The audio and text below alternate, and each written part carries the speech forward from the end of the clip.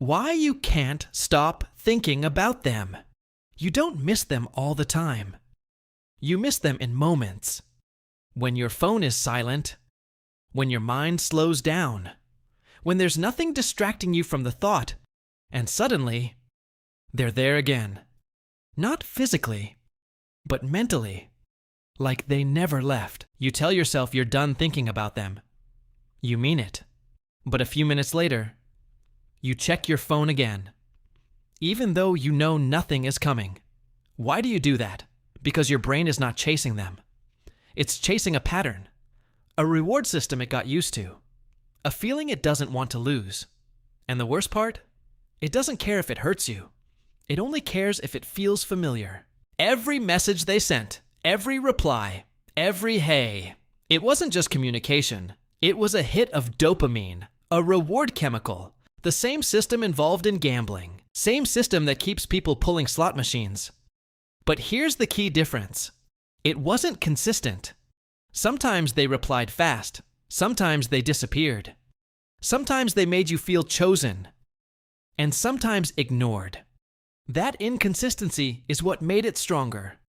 Because your brain doesn't learn from steady rewards. It learns from unpredictable ones. This is called intermittent reinforcement. When reward is unpredictable, the brain becomes obsessed. Not calm, not detached. Obsessed. You start thinking, maybe the next message will come. Maybe this time they'll care. Maybe I should wait a little longer. And without realizing it, you're stuck in a loop. Checking. Waiting. Hoping. Even when nothing changes. And your mind starts playing tricks on you. It doesn't remember everything equally. It highlights the good moments, the laughs, the late night talks, the I miss you. And it slowly erases the pain, the ignored messages, the confusion, the anxiety. That's why it feels like you had something special. Even if it wasn't stable, even if it wasn't healthy. Your brain edits reality to protect the emotional connection. But here's something most people don't realize. You're not only attached to them, you're attached to the version of yourself that existed with them. The version that felt wanted. The version that felt chosen. The version that had hope. That's why letting go feels like losing more than a person. It feels like losing a future.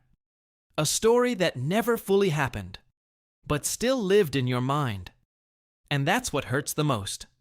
Not what they did, but what you imagined it could become. Every time you check their profile, you restart the cycle. Every time you reread old messages, you reopen the loop, and your brain responds the same way every time. Maybe this time will be different, but it never is.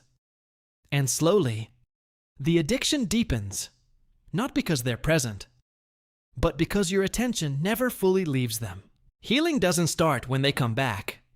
It starts when you stop reacting, when silence stops feeling like a question and starts feeling like an answer.